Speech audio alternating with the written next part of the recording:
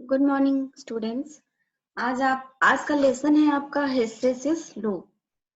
तो ऑब्वियसली जो कि लेसन का नाम हिस्टैरिसीस लूप है, तो आज आपको ये जानने को मिलेगा कि हिस्टैरिसीस लूप होता क्या है, इसे ड्रॉ कैसे करते हैं और इससे रिलेटेड कुछ टर्म्स के बारे में, जैसे रिटेंटिविटी क्या होती है, सैचुरेशन क्या होता है और कोर्सिविटी क्या होता है। इसी तरीके से और सारे इससे रिलेटेड जो भी टर्म्स हैं उसके बारे में आज आप जानोगे। तो चलिए अब हम आते हैं टॉपिक पर, जिसका नाम है हिस्टैरिसीस लूप। ठीक है, ये आपका होता क्या है हिस्टैरिसीस लूप? हिस्टैरिसीस लूप होता है एक्चुअली यह चुंबकीय क्षेत्र तीव्रता, यानी कि जिसका सिंबल आपका H है, इसके बारे में मैंने आपको पहले ही बताया है। यह चुंबकीय क्षेत्र तीव्रता H के बढ़ते एवं घटते मान के लिए फ्लक्स घनत्व B के माप का संबंध है। ठीक है, तो इसमें आप तीव्रता और फ्लक्स घनत्व B के बीच जो रिलेशन होता है उसको आप जानोगे। हिस्टैरिसीस लूप में हम इसको ही स्टडी करते हैं। ठीक है, यहाँ पर बढ़ते एवं घटते मान का मतलब ये है कि शुरुआत में अगर आपकी चुंबकीय क्षेत्र तीव्रता अगर क्लॉकवाइज थी, तो घटते मान का मतलब है कि वो अब एंटी क्लॉकवाइज, मतलब डायरेक्शन से मतलब है। यहाँ बढ़ते एवं घटते मान जो है, एक तो आपका अमाउंट और दूसरा इसका डायरेक्शन, दोनों चीजों को इसमें ध्यान में रखते हैं। खैर, आप जब अभी थोड़ा सा डाउट हो सकता है कि हो रहा हो, पर जैसे ही आप कर्व देखोगे आपको समझ में आ जाएगा। धीरे धीरे मैं आपको आगे सारे डाउट क्लियर करूंगी। अभी के लिए आप इतना जान लो कि हिस्टैरिसीस लूप जो होता है वह चुंबकीय क्षेत्र तीव्रता और फ्लक्स घनत्व के बीच के संबंध को दर्शाता है। ठीक है, तो आते हैं अब इसके हम कर्व पे। हिस्टैरिसीस लूप का कर्व आपका यही होता है। ठीक है, ये एक्चुअली हम ड्रॉ कैसे करते हैं और किसके लिए करते हैं, ये क्वेश्चन भी बहुत इंपॉर्टेंट है। तो ये हम जनरली फेरोमैग्नेटिक मटेरियल या फिर आप किसी भी मटेरियल के लिए कर सकते हो, पर ये जो आपका कर्व यहाँ पर ड्रॉ किया गया है वो आपका फेरोमैग्नेटिक मटेरियल के लिए। ठीक है, तो चलिए हम लोग सबसे पहले इस कर्व को ड्रॉ करने के लिए शुरुआत में हमको ये पॉइंट जो है वो 0 0 लेना है। 0 0 का मतलब क्या है? जिस समय चुंबकीय क्षेत्र तीव्रता, ये जो H है उसकी वैल्यू 0 हो और ये आपका जो फ्लक्स घनत्व है उसकी भी वैल्यू 0 हो। तो ये कब होगा आपका? ये तब होगा जब आपने जो फेरोमैग्नेटिक मटेरियल लिया है वो आपका पूरी तरह से विघटित होगी। विघटित का मतलब क्या होता है? जैसा कि मैंने अभी बताया आपको, B और H दोनों की वैल्यू जो होगी वो आपका 0 होगा। इसका आखिर मतलब क्या होता है? इससे आप क्या समझते हो? पूरी तरह से विघटित भी आपने जान लिया, उस समय क्या कंडीशंस होते हैं उसके बारे में भी आपने जान लिया, पर एक्चुअली वो पिक्टोरियली अगर आप इमेजिन करो तो होता क्या है? तो एक्चुअली मैंने आपको शुरुआत में ही बताया था कि कोई भी आपका जो फेरोमैग्नेटिक मटेरियल हो, तो या फिर पैरामैग्नेटिक मटेरियल, जो भी मटेरियल्स होते हैं उसके डोमेन्स होते हैं। डोमेन्स क्या होता है? ठीक वैसे ही जैसे डोमेन्स एक तरीके से इसका सबसे छोटा पार्ट होता है। ठीक है, फेरोमैग्नेटिक मटेरियल या फिर किसी भी मटेरियल का सबसे छोटा पार्ट जो कि यहाँ आपको मटेरियल वही लेना है जो चुंबक बन सकता है। ठीक है, तो उसका सबसे छोटा पार्ट जिसमें उस मटेरियल का जो चुंबकीय गुण जो होता है वो विद्यमान होता है, मतलब नॉर्थ और साउथ पोल जो होते हैं वो विद्यमान रहेंगे, तो वो उसका डोमेन कहलाता है। ठीक है, वो सबसे छोटा उसका कण होता है। मतलब जैसे आप चुंबक को बहुत सारे टुकड़ों में अगर बांट भी देते हो ना, तो उसका एक सबसे छोटा कण जिसको आप और डिवाइड नहीं कर सकते हो उसको हम डोमेन कहते हैं। ठीक है, तो उसको आप इस तरीके से देख सकते हो डायग्राम में। जैसे ये देखिए, एक फेरोमैग्नेटिक आपने मटेरियल लिया है, ये जो एरोज यहाँ पर आप दिख रहा है आपको, वो इसके डोमेन्स हैं। ठीक है, तो देख रहे हो आप सारे के सारे जो डोमेन्स है वो इधर उधर रैंडमली जो है वो आपका व्यवस्थित है, इसमें रैंडमली है, किसी का कोई डायरेक्शन जो है वो फिक्स नहीं है, किसी भी डायरेक्शन में है। तो इसका मतलब ये है कि ये चुंबकीय गुण जो है ये अभी अचीव नहीं किया है। ये जो आपका फेरोमैग्नेटिक मटेरियल का ये जो कंडीशन जो आप इस डायग्राम में देख रहे हो, तो उससे ये शो होता है कि उस फेरोमैग्नेटिक मटेरियल में अभी कोई चुंबकीय गुण नहीं है। चुंबकीय गुण तो तभी होगा ना जब इसके सारे के सारे जो डोमेन्स हैं वो आपके अलाइंड हो। अब सारे नहीं तो कुछ भी अलाइंड होगा, तो जैसे जैसे अलाइन होना शुरू होता है वैसे वैसे उसका चुंबकीय गुण जो होता है वो गेन होता जाता है। ठीक है, तो हम आते हैं इसी पॉइंट से। कहाँ से? ये इस पॉइंट से हम लोग शुरू करते हैं, पॉइंट ओ से। ठीक है, यहाँ पर आपका बी जो होता है उसकी वैल्यू भी 0 है, जैसा कि आप देख के आपको समझ में आ रहा होगा। एच की वैल्यू भी आपकी यहाँ पे 0 है। तो जैसे जैसे आप एच की वैल्यू आप इस डायरेक्शन में बढ़ाते हो, ठीक है, तो वैसे वैसे आप देख रहे हो, किसी भी पॉइंट को आप कंसिडर करो, अगर इस पॉइंट को भी कंसिडर करते हैं तो देख रहे हैं कि एच की वैल्यू भी बड़ी है तो बी की वैल्यू भी बड़ी है, ठीक है। तो आप जब यहाँ से शुरुआत करते हो, एच की वैल्यू को जैसे जैसे आप बढ़ाना शुरू करते हो, इस कर्व को फॉलो करते हुए बी की वैल्यू भी आपकी बढ़ती जाती है, बढ़ते बढ़ते बढ़ते बढ़ते जब हम पॉइंट बी पर पहुंचते हैं तो हम देखते हैं, जब हम पॉइंट बी पे पहुंचते हैं तो हम ये देखते हैं कि ये जितने भी डोमेन्स है वो सारे के सारे देखिए अलाइन हो गए, ठीक है, राइट डायरेक्शन में सारे के सारे आपके अलाइन हो गए। अब कोई भी ऐसा डोमेन नहीं बचा है जो अलाइन होना बाकी है, ठीक है। तो इस बिंदु को हम कहते हैं संतृप्त बिंदु। ये जो बी बिंदु है वो कहलाता है आपका संतृप्त बिंदु। ये जो आपका ये जो जीरो से बी, ओ पॉइंट ओ से बी जो ये आपका कर्व है, इसको आप इस तरीके से भी समझ सकते हो, एक एग्जाम्पल लेकर के। जैसे मान लेते हैं एक क्लासरूम है, तो जो क्लासरूम है वो आपका फेरोमैग्नेटिक सामग्री है, ठीक है। क्लासरूम को आप फेरोमैग्नेटिक सामग्री से कंपेयर करो। क्लासरूम के अंदर जो स्टूडेंट्स हैं उसको आप डोमेन्स मान लो, और ये जो एच है, जो आप इंटेंसिटी आपने दिया है, चुंबकीय क्षेत्र जो तीव्रता है, उसको आप टीचर मान लो, ठीक है। तो जब क्लास में टीचर नहीं होता है, यानी कि सामग्री में जो है आपने इंटेंसिटी नहीं दिया है, तो उसके तो जितने भी बच्चे हैं, यानी कि जितने भी डोमेन्स, यहाँ पर बच्चों को मैंने कहा है डोमेन से कंपेयर करने को, तो जितने भी बच्चे हैं वो रैंडमली इधर उधर देखते रहते हैं, अपने आपस में बात करते रहते हैं, कोई इस कोने में कोई उस कोने में, कोई भी जो है वो व्हाइट बोर्ड की तरफ नहीं देखते रहते हैं, सब आपस में बात करते रहते हैं, कुछ मटेरियल पढ़ते रहते हैं, कुछ भी करते रहते हैं, ठीक है। वो अलाइन नहीं होते हैं। तो जब अलाइंड नहीं होते हैं, ठीक है, लेकिन जैसे ही बेल बजती है टीचर को आने का, मतलब बेल बजना यानी कि टीचर अब आने वाला है, ठीक है। तो जब टीचर जैसे ही आने वाला होता है, कुछ बच्चे जो स्टूडियो से वो अलाइन होना शुरू कर लेते हैं, तो वो आप यही शुरुआत, मतलब कि बेल बजा तो वो एक तरह से इंटेंसिटी आया, ठीक है। टीचर अब क्लासरूम में इंटर करने वाले हैं, तो वो मैंने कहा कि टीचर को आप इंटेंसिटी से कंपेयर करो। तो टीचर आए, कुछ बच्चे जो ज्यादा स्टूडियस हैं या फिर डिसिप्लिन पे ज्यादा ध्यान देते हैं, वो क्या हो, उनके ऊपर क्या इफेक्ट पड़ेगा टीचर के आने पर, वो टीचर की तरफ देखने लगेंगे, वो अलाइंड हो जाएंगे उनकी तरफ, ठीक है। तो वही यहाँ पर देख सकते हो आप कि जैसे जैसे एच की वैल्यू बढ़ती है वैसे वैसे बी की वैल्यू भी वही बढ़ते जाती है। फिर जैसे ही टीचर अंदर आए, उनकी इंटेंसिटी बढ़ी, तो वैसे ही बच्चे जो है वो अलाइन होना शुरू किए। फिर भी जो कुछ बच्चे जो बैक बेंचर्स हैं वो लोग अलाइन नहीं होते, वो लोग आपस में बात बात करते रहते हैं।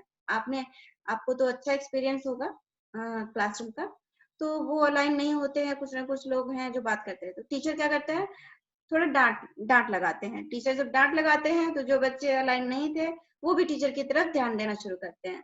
तो वही बढ़ रहा है आपका मैग्नेटिक फील्ड, जैसे इंटेंसिटी बढ़ रहा है उसी तरीके से मैग्नेटिक फील्ड फ्लक्स भी जो है वो आपका फ्लक्स डेंसिटी आपका बढ़ रहा है। फिर एक पॉइंट ऐसा आता है कि टीचर जो है जब एकदम इंटरेस्टिंग टॉपिक पढ़ाना स्टार्ट कर देता है, तो सारे के सारे बच्चे एकदम ध्यान से टीचर को ही सुनने लगते हैं, और सारे के सारे बच्चों का ध्यान जो है वो टीचर के ऊपर ही केंद्रित हो जाता है। यानी कि अब कोई भी बच्चा जो है वो डिसअलाइन नहीं है, सारे के सारे अलाइन हो चुके हैं। तो वो कंडीशन ये है, ठीक है। तो उस कंडीशन को हम कहते हैं संतृप्ति, ठीक है। जिस समय सारे के सारे बच्चे टीचर की तरफ अलाइन हो गए, यानी कि सारे के सारे जो डोमेन्स हैं वो आपके अलाइन हो गए हैं फेरोमैग्नेटिक मटेरियल के, तो वो अब कोई भी जो है वो डिसअलाइन नहीं है, कोई भी अलाइन होना बाकी नहीं है। तो वो जो कंडीशन होता है वो कहलाता है संतृप्ति, ठीक है। तो वही यहाँ पर मैंने लिखा है, यदि क्षेत्र की तीव्रता H को और बढ़ाया जाए, यहाँ से जब आप बढ़ा रहे हो तो फ्लक्स घनत्व तो इस पॉइंट पे क्या होता है बिंदु P पे, इसके बाद भी अगर आप इसको बढ़ाना चाहोगे तो भी वो बी जो है, जो फ्लक्स घनत्व है वो आपका बढ़ता नहीं है, वो यहीं रह जाता है, ठीक है। क्योंकि अब तो कोई डोमेन जो है वो अलाइन होना बाकी है ही नहीं। तो इस बिंदु को हम लोग क्या कहते हैं, संतृप्ति कहते हैं, ठीक है। और इस सामग्री को हम लोग क्या कहेंगे, जो अलाइन हो चुका है उस सामग्री को हम कहेंगे संतृप्त, ठीक है। तो इस पॉइंट से रिलेटेड, इस पॉइंट से ये जो आपका बी वाई जो लाइन है, इसको हम लोग क्या कहेंगे, इसको हम लोग कहेंगे संतृप्ति फ्लक्स घनत्व, क्योंकि यही ऐसा पॉइंट है, बी ही ऐसा पॉइंट है, और उससे रिलेटेड जो आपका मैग्नेटिक फ्लक्स डेंसिटी है वही ऐसी अमाउंट है जिस समय सारे के सारे जो डोमेन्स हैं आपके चुंबक के वो अलाइन हो चुके हैं। मेरे ख्याल से इतना क्लियर हो गया होगा आपको। अब आते हैं, अब आप क्या करते हो, अब यदि क्षेत्र की तीव्रता को आप कम करते हो, ठीक है, आपने देख लिया कि बढ़ाने से आपको इफेक्ट हो नहीं रहा है, आप अब आपका जो फ्लक्स डेंसिटी है वो यहीं पे आपका कांस्टेंट हो गया है। तब आप इसको अब देखते हैं कि उसको कम करते हैं, क्योंकि मैंने यहाँ पर क्या बोला है कि ये जो आपका हिस्टैरिसीस लूप है वो किसकी स्टडी है, एज के बढ़ते एवं घटते मान के लिए। तो आपने बढ़ाने का तो इफेक्ट देख लिया कि इंटेंसिटी बढ़ाया आपने, तो जो डोमेन से वो अलाइंड होते चले गए, ठीक है। फिर एक ऐसा पॉइंट आया इंटेंसिटी का, जब आप उससे ज्यादा अगर बढ़ाते हो तो अब कोई अलाइनमेंट बाकी है नहीं, तो आपका फ्लक्स घनत्व जो है वो कांस्टेंट रह गया। तो अब घटा के भी देख लेते हैं कि घटाने पर उस पर क्या इफेक्ट पड़ता है, ठीक है। तो अब यदि क्षेत्र की तीव्रता को आप कम करते हो तो फ्लक्स घनत्व जो है वो बीसी का अनुसरण करते हैं, यानी कि अब कम करते हो तो इस बात को फॉलो नहीं करते हैं, वो इस बात को फॉलो करते हैं, ठीक है। आप इसको इस तरीके से भी समझ सकते हो कि आपके टीचर जो है वो पढ़ा रहे थे, अब उनका कोई फोन आ गया, ठीक है, फोन आ गया तो वो थोड़ा क्लास से बाहर निकल के बात करने लगे फोन पर, फोन उन्होंने अटेंड कर लिया।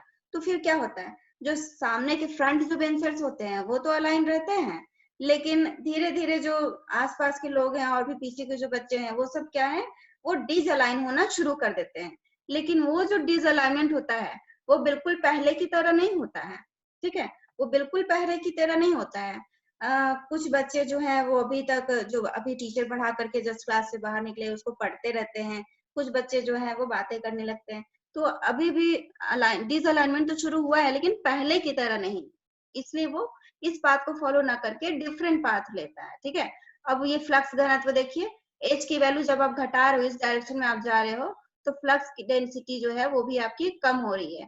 देखिए ये इस बात को फॉलो करता है, फ्लक्स जब आप इंटेंसिटी कम कर रहे हो, क्योंकि टीचर बाहर गया उसकी इंटेंसिटी तो कम हो गई, जब तक वो क्लास में रहते हैं तभी तक इंटेंसिटी ज्यादा होती है, बच्चों के ऊपर ज्यादा प्रभाव पड़ता है, वो ज्यादा या तो डर से हो या फिर जैसे भी हो, वो उनका ध्यान जो है वो टीचर की तरफ केंद्रित होता है, ठीक है। तो जैसे ही टीचर बाहर गया इंटेंसिटी कम हुई, तो ये फ्लक्स जो है वो फ्लक्स घनत्व भी आपका कम होने लगा। कम होते होते क्या होता है कि जब इंटेंसिटी आपकी 0 हो गई, मतलब टीचर जो है वो काफी दूर निकल गया, अब उनसे कोई डर नहीं है, तो भी कुछ बच्चे जो है वो अलाइन रहते हैं, वो जो स्टूडियस बच्चे हैं वो टीचर जो पढ़ा करके गए हैं उसको पढ़ते रहते हैं, यानी कि कुछ डोमेन्स जो है वो अलाइन रहते हैं। उसको आप इस डायग्राम से भी देख सकते हो,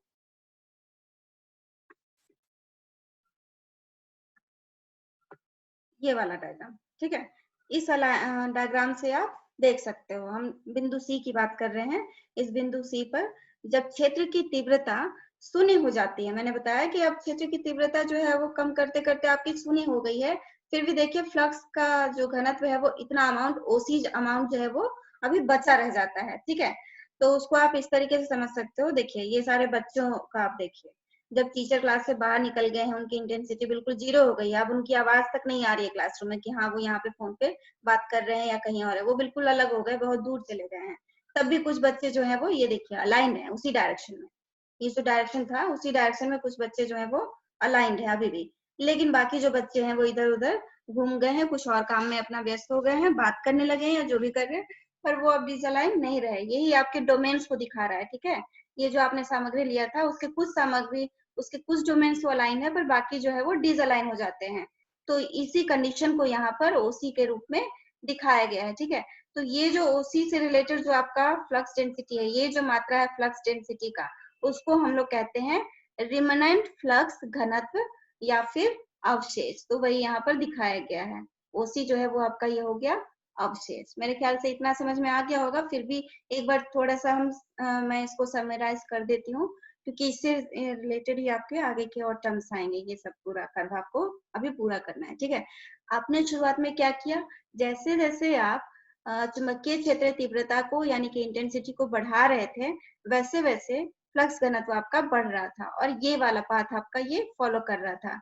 फिर एक ऐसा जो कि आप शुरुआत का कंडीशन ये समझ सकते हो कि डोमेन्स आपके पूरे डिसअलाइन थे, ठीक है, तो वो धीरे धीरे अलाइन होना शुरू किए, अलाइन होना शुरू किए। फिर एक पॉइंट ऐसा आता है, इसकी वैल्यू एक ऐसी आती है जिसपे सारे के सारे डोमेन्स इस तरीके से अलाइन हो चुके हैं, तो इसको हम लोग कहते हैं, इससे रिलेटेड जो फ्लक्स हो गया उसको हम लोग कहते हैं, इस बिंदु बी पर जो फ्लक्स है उससे उसके कॉरेस्पॉन्डिंग जो फ्लक्स है आपका वो संतृप्ति फ्लक्स घनत्व कहलाता है, ठीक है।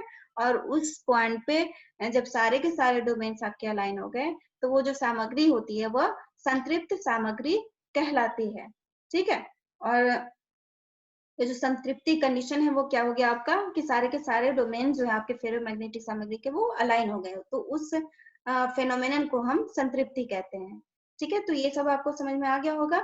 अब आपने देखा था कि जैसे जैसे आप इंटेंसिटी को अब कम कर रहे हो, जैसे जैसे आप पॉइंट ओ की तरफ बढ़ रहे हो, वैसे वैसे फ्लक्स डेंसिटी जो है वो कम हो रही है। लेकिन जब H की वैल्यू आपकी बिल्कुल 0 हो गई, तब भी B की वैल्यू कुछ ना कुछ, फ्लक्स घनत्व की वैल्यू कुछ ना कुछ रह जाती है। तो वो जो फ्लक्स घनत्व अभी बचा रह गया है उसको कहते हैं हम लोग अवशेष। ठीक है, तो अभी आपको, अब आप ये देखना चाहते हो, चलो यहाँ तक तो आप समझ गए कि कम करने पर आपका फ्लक्स घनत्व कम हो रहा है, लेकिन जब आपने बिल्कुल इंटेंसिटी को 0 कर दिया है फिर भी फ्लक्स घनत्व जो है वो 0 नहीं हुआ है। तो अभी हम क्या करते हैं, आपने तो ये कंडीशन देख लिया कि एच को आप फॉरवर्ड डायरेक्शन में, मतलब कि अगर क्लॉकवाइज में दिखा रहे हो, देख रहे हो, तो क्या होता है। ठीक है, अब एंटी क्लॉकवाइज में अगर हम डायरेक्शन अगर एच की चेंज कर दे, तब आपका सामग्री के डोमेन्स पर क्या इफेक्ट पड़ता है, इसके बारे में भी हम लोग जानते हैं। ठीक है, तो उसके लिए हमको क्या करना पड़ेगा कि एच को बैकवर्ड डायरेक्शन में हमको मूव कराना होगा। बैकवर्ड यानी कि पहले जो दिशा थी एच की, उससे हम दिशा को बिल्कुल उल्टा कर देते हैं। तब क्या होगा आपका, यही आपका वो पहले वाला ही कर्व है आपका। ठीक है, तो अवशिष्ट चुंबकत्व, जो यहाँ पर आपका अवशिष्ट या अवशेष चुंबकत्व आप कह सकते हो ओसी को, उसको पहले हम लोग क्या करते हैं कि उसको खत्म करते हैं। तो उसको खत्म करने के लिए आपको क्या करना पड़ेगा, एच को विपरीत दिशा में हम बढ़ाते हैं। इस तरीके से देखिए, एच की वैल्यू विपरीत दिशा में हम बढ़ा रहे हैं, बस उसके डायरेक्शन को हम चेंज कर रहे हैं। ठीक है, तो फिर एक ऐसा पॉइंट आता है, एच की एक ऐसी वैल्यू है ओडी, जिस पर फ्लक्स घनत्व भी आपका 0 हो गया है, कम होते होते होते होते ही आपका 0 हो गया है। ठीक है, अब चुंबक में सारे डोमेन जो है, जैसे मैंने पहला कंडीशन आपको दिखाया था, उसी कंडीशन के अकॉर्डिंग सारे के सारे डोमेन्स आपका इधर उधर हो गया, कोई भी डोमेन जो है वो अलाइन नहीं बचा है। तो फिर अब क्या होगा, अब हम लोग क्या करते हैं कि एच को अभी और पीछे की तरफ ले जाते हैं। ठीक है, तो अब क्या होने शुरू हो जाता है। हाँ, तो ये जो आपका जो ओडी फोर्स लगा था, ये जो ओडी फोर्स लगा था, चुंबक के अवशिष्ट जो आपके अवशेष जो थे, अवशिष्ट चुंबकत्व थे, उसको 0 करने के लिए जो आपका फोर्स आपको देना पड़ा था ओडी, उसको हम कहते हैं कोअर्सिव फोर्स। ठीक है, क्या कहते हैं, कोअर्सिव फोर्स। ये जो आपका ओडी है उसको हम लोग कोअर्सिव फोर्स कहते हैं। अभी भी अगर हम इसको उल्टी दिशा में और ज्यादा बढ़ाते जा रहे हैं, बढ़ाते जाते हैं, तो क्या होता है, ठीक जैसे यहाँ पर आपका हुआ था। ठीक है, अब तो इसके अलाइनमेंट पूरे 0 हो गए ना, तो अब जो है इसके सामग्री का जो डोमेन है वो उस समय तो राइट डायरेक्शन में, पहले जो था वो राइट डायरेक्शन में था, अब चूंकि इंटेंसिटी आपने चेंज कर दी उसकी डायरेक्शन, तो अब जो है वो लेफ्ट की तरफ सारे के सारे अलाइंड हो जाएंगे। देखिए इस तरीके से, पहले तो राइट डायरेक्शन में था और अब जो है सारे के सारे लेफ्ट डायरेक्शन में, क्योंकि आपने एच की जो दिशा है वो आपने चेंज कर दिया, पहले ओ वाई डायरेक्शन में था और अब आपका ओ एक्स डायरेक्शन में, इसलिए डोमेन्स की दिशा भी अब बदल जाएगी। इसको आप इस तरीके से समझ सकते हो। ठीक है, कि जब आपकी क्लास में जो टीचर है पढ़ाते पढ़ाते, जब सारे के सारे बच्चों का ध्यान जो है वो टीचर की तरफ होता है, टीचर जब पढ़ाते पढ़ाते जब घूमने लगते हैं, घूम घूम के पढ़ा रहे हैं, वो जब एकदम पीछे की तरफ चले जाते हैं, तो सारे के सारे बच्चे पीछे की तरफ देखने लगते हैं, है ना। तो जैसे ही टीचर ने अपनी जो दिशा है उसको बदली, जैसे ही टीचर ने अपनी दिशा को बदला, वैसे ही डोमेन्स यानी कि बच्चों के भी दिशा जो है वो बदल जाती है। तो उसी तरीके से ही आप समझ सकते हो कि जैसे ही इंटेंसिटी की डायरेक्शन आपने चेंज की, पहले टीचर सामने थे, फ्रंट में थे, अभी बैक में चले गए हैं, तो टीचर के अकॉर्डिंग ही आपका जो है डायरेक्शन जो है वो डोमेन के ये चेंज हो जाते हैं। तो वही डोमेन आपका बिल्कुल उल्टी दिशा में हो गया। ठीक है,